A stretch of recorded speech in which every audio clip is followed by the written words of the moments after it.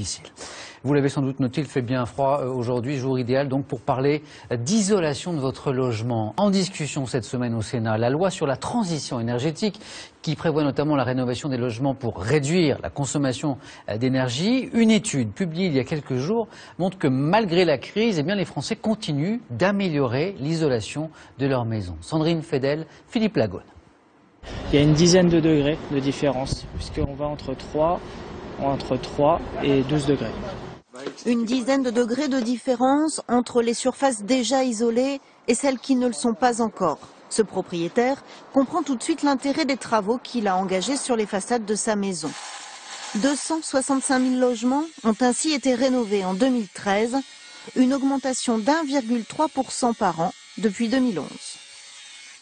Les travaux qui sont demandés en règle générale par la majorité des propriétaires sont l'isolation des combles en numéro 1, puis l'isolation des murs et par la suite le chauffage. Malgré la crise, les Français se lancent toujours dans la rénovation énergétique soutenue par des aides.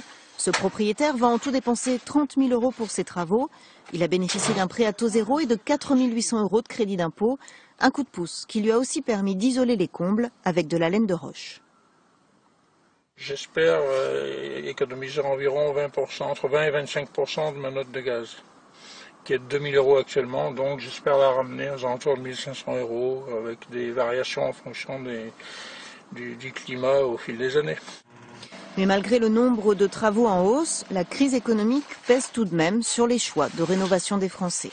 Le panier moyen, c'est-à-dire la dépense consacrée à ces travaux, a un petit peu baissé. Elle est passée de 7 000 € environ il y a quelques années, en 2008, à un peu plus de 5 000 en 2013. Et effectivement, donc plus de travaux et moins d'argent, ça veut dire plutôt des petits travaux et des travaux par étapes et moins de rénovation globale.